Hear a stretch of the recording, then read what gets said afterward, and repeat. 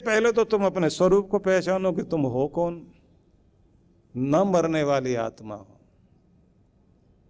इसलिए मैं जो आपको सुना रहा हूं सिर्फ इसमें प्रेरणा ही नहीं है, जीवन गाता है, ये वो संदेश है जिसे सुनने की आवश्यकता है। और सिर्फ सुनना नहीं, अपनाना है। एक तो आज से डरपोक बनकर नहीं जियोगे। ना बीमारी से डरिए, सामना करो और भगा के छोड़ो। इस समय विषय ना चेंज हो तो मैं आपको सार में बता देता हूं। 7 बार साइकिल रेस में जीतने वाला यूरोपियन खिलाड़ी था जिसको कैंसर हो गया था और आखिरी स्टेज में पहुंच गया। 7 साल तक यूरोप के एक हॉस्पिटल में पड़ा हुआ था, कैंसर से लड़ रहा था। गिर जाता था नीचे, डॉक्टर कहते थे मौत तो लगता है 1-2 महीने में हो जाएगी, पर इस आदमी की जीवनी शक्ति अद्भुत है। नीचे गिरे गिरे क्या बोलता था, कैंसर, तो उन्हें गलत आदमी का शरीर चुन लिया है। सही आदमी चुनना। मैं नहीं टिकने दूंगा तुम्हें, निकाल के बाहर फेंकूंगा। लड़ाई तेरी मेरी है, अभी तेरी चल गई ना, अब मेरी चलेगी। और जीत कर ठीक होकर दोबारा फिर उसने रेस में आया और आकर के फिर से साइकिल रेस जीत करके दिखाया कि अंदर की लड़ाई जीतना अगर आ गया तो बाहर वाली भी जीतो। ये है उपदेश भगवान श्री कृष्ण का। क्योंकि नाच कूद के घर जाने से सत्संग नहीं हो जाएगा भाई। सत्संग तब होगा जब आपकी जिंदगी में ऐसा ज्ञान आ जाए कि हर दिन आपका नृत्य चले, हर पल आपका आनंद में बन जाए। धार्मिक मनोरंजन बहुत हो गया। अब तो आपको अपने अंदर से, जब तक ये चूहा जो है ना शेर नहीं बनेगा अंदर से, बाहर से तो बदल दिया। हमें बाहर से बदलने की बहुत कोशिश की जा रही है, बाहर का भेष कुछ नहीं काम करेगा, अंदर चेंज आना चाहिए। भगवान श्री कृष्ण ने जब ये कहा अनाशिनो अप्रमेयस्य तस्मात् युध्यस्य भारत, न मिटने वाले न बदलने वाले तुम वो आत्म तत्व हो। पहले भी थे, आज भी हो, आगे भी रहोगे। शरीर गिर जाए बीच में फर्क नहीं पड़ेगा। तस्मात् युध्यस्व भारत, इसलिए है भारत, उठो और अपने हिस्से की लड़ाई लड़ो, अपनी लड़ाई से भागो नहीं। यहां उत्तिष्ठ भारत या युध्यस्व भारत, कई जगह पर भगवान श्री कृष्ण ने एक जगह कहा उत्तिष्ठ भारत। अब ये भारत शब्द क्यों कहा गया ये भी मैं आपको बताना चाहता हूं। भरतवंशियों की बात याद करनी पड़ेगी आपको। कण्व ऋषि की पालिता पुत्री, कण्व आश्रम में रहने वाली शकुंतला, जिसका विवाह दुष्यंत, राजा दुष्यंत से हुआ, और राजा दुष्यंत का ये पुत्र भरत, जो शेर के बच्चों का सिंह शावक के साथ खेला करता था, और खेलने में भी इतना कमाल कि दोनों में प्यार हो गया। तो भी ये अपनी गोद में बैठाकर शेर के बच्चे के दांत गिनता है। अब यहां एक बात सोचने वाली है कि शेरनी सबसे ज्यादा खूंखार तब होती है जब उसके बच्चे छोटे होते हैं। उस दायरे में जहां उसका घर होता है उसके आसपास शिकारी भी नहीं जा सकता, इतनी खूंखार होती है, हाथ नहीं लगाने देगी। लेकिन जो शेरों के साथ खेलकर पला और बढ़ा हो, ऐसा भरत राजा, जिसने ऊंचे पर्वतों पर अपना नाम लिखवाया था, और उस समय के ऋषि ने जाकर उससे कहा था भरत, न रेत पर लिखने से नाम टिकेगा, न पत्थरों पर न पर्वतों पर। दिलों पर जिस दिन नाम लिखना शुरू करोगे वो नाम हमेशा टिकेगा, इसलिए दिलों पर नाम लिखना। उसके बाद ऋषि की बात सुनकर भरत चले थे जन सेवा के लिए। इतने बड़े सेवा कार्य किए, उनके नाम पर भरतवंशियों का इतिहास शुरू हुआ। और भारतवर्ष का मतलब भी ये होता, वर्ष का मतलब साल ही नहीं होता। जो भारतवर्ष हम लोग लिखते हैं ना, वर्ष का मतलब एक तो होता साल, ईयर, दूसरा अर्थ होता है देश, भारत का देश।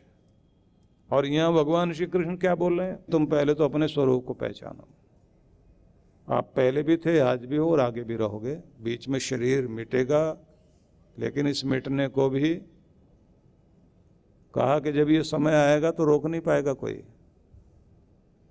मौत का इलाज तो आज तक कोई भी नहीं कर पाया।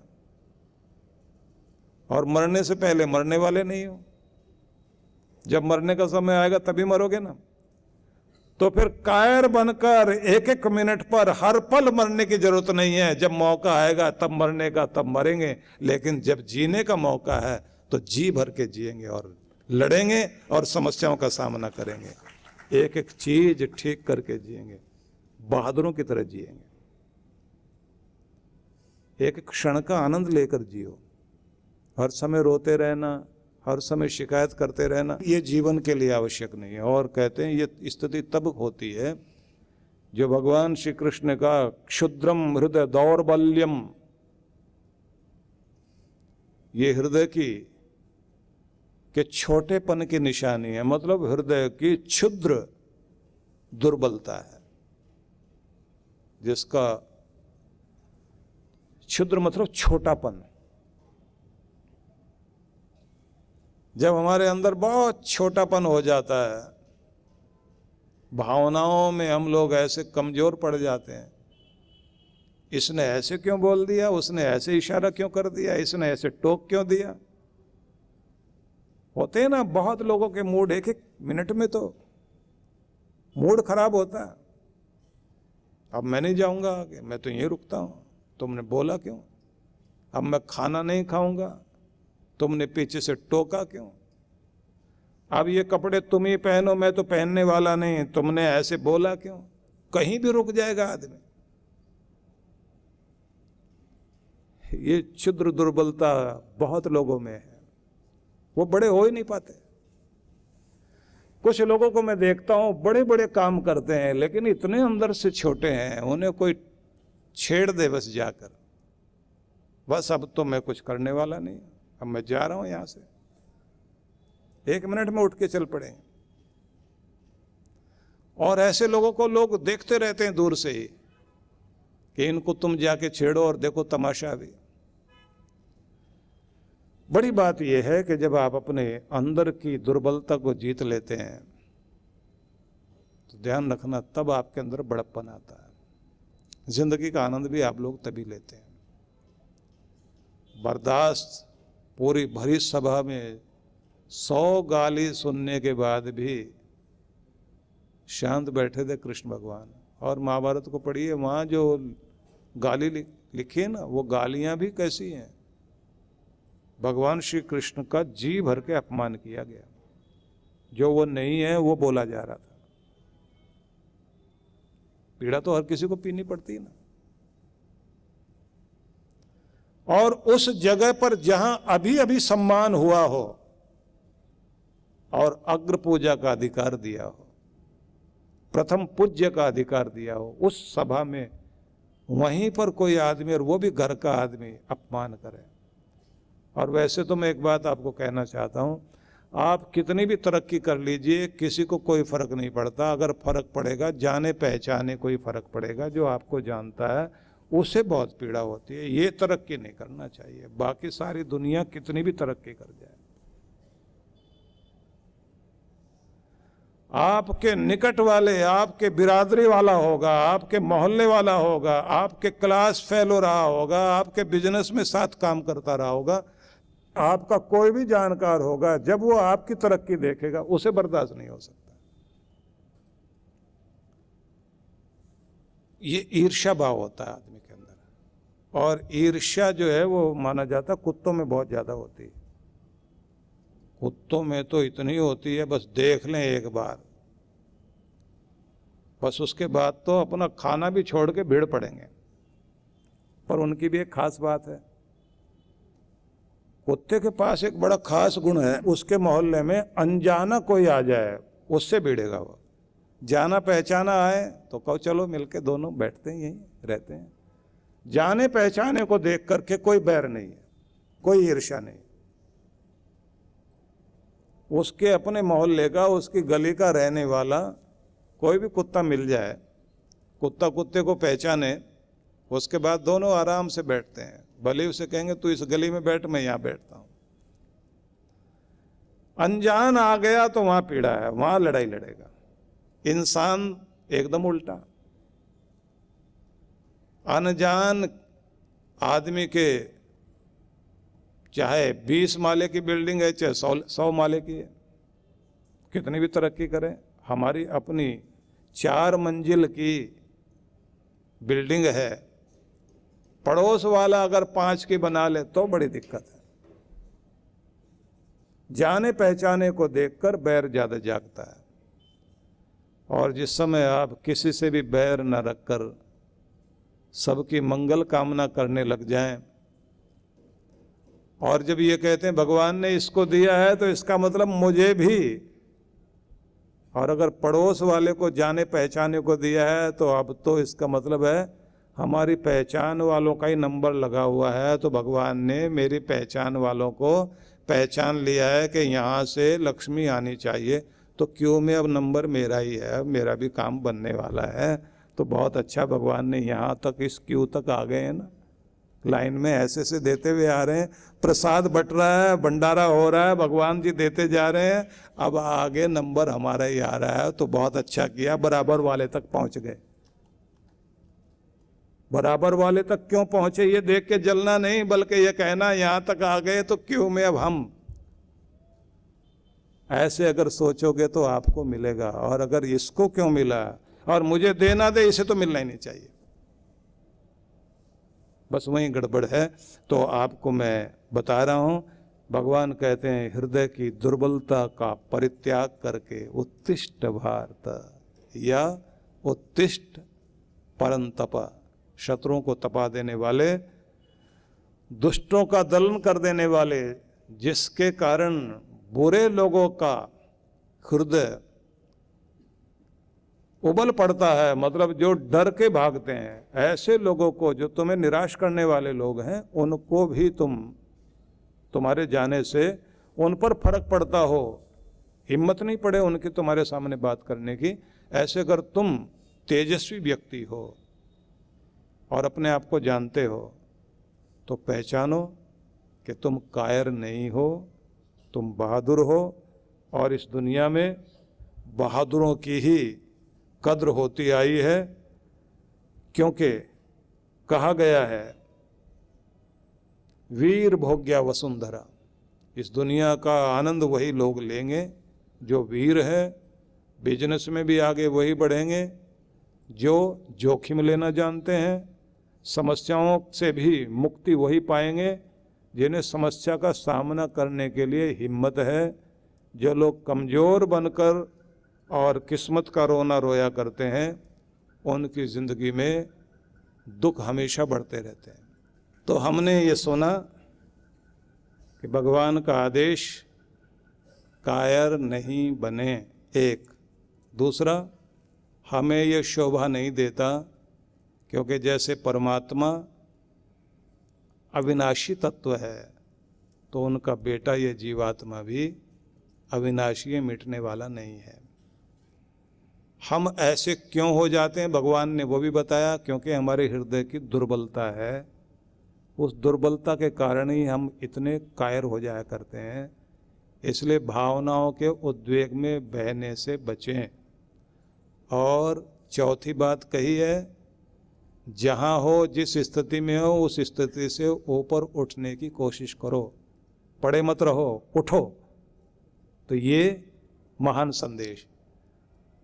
कभी कभी आपने देखा होगा कि कोई घोड़ा, कोई बैल गाड़ी खींचते खींचते कीचड़ में गिर जाए, अब उसे डंडे मारे तो उठता नहीं, सब मिल के भी उसे उठाएं तब भी नहीं उठता। आखिर में क्या कहते हैं, समझदार किसान आएगा और कहेगा कि इसे अभी पड़े रहने दो। जब इसके मन में आ जाएगा ना उठना है, थोड़ा सा भी सहारा दोगे उठेगा। और जैसे टाइम हो जाता है तो उसको लगता है कि मुझे यहीं पड़े नहीं रहना कीचड़ में, तो वो उठने की कोशिश करता है, तो थोड़ा थोड़ा फिसल रहा होता है, तो थोड़ा सा सहारा देते ही बाहर आ जाएगा। ये बात ध्यान रखना, जिस दिन आप खुद उठना शुरू करोगे तो दया करके परमात्मा भी सहारा देगा और अपने कीचड़ से बाहर निकलोगे, अपनी गरीबी से बाहर निकलोगे, अपनी बीमारी से बाहर निकलोगे, अपनी बेबसी से बाहर निकलोगे। दो बातें हुई, एक तो अपने को शांत करके खुद को पहचानना, हिम्मत करना और सहायता मांगना भगवान की, बात बनेगी। भगवान ने आगे जो ये समझाया है कि ये इस दुनिया में सारी चीजें जो दिखाई देती हैं वो सब अंतवान है, मिटने वाली हैं, लेकिन तुम्हारी देह मिटेगी, तुम नहीं। मतलब पूरी दुनिया की हर वो चीज जो तुम्हारे पास है, जिसको तुमने इकट्ठा कर लिया, जिसको तुमने जोड़ लिया, सब चीजें जो दिखाई दे रही हैं वो सब नश्वर हैं, बदलेंगी, उनमें परिवर्तन आएगा, लेकिन एक तुम हो, तुम्हारी आत्मा है, वो कभी बदलती नहीं। बचपन में भी वही थी, बुढ़ापे में भी वही है, जवानी में भी वही है, और पहले भी यही आत्मा थी, आज भी यही आत्मा, आगे भी यही आत्मा होगी। तुम बार बार आ रहे हो दुनिया में, लेकिन ये ध्यान रखना, शरीर नया नया लेकर आ रहे हो, तो तुम पहले भी थे, आज भी हो, आगे भी रहोगे। तुम मिटने वाले नहीं हो, अपने आत्म स्वरूप को पहचानो।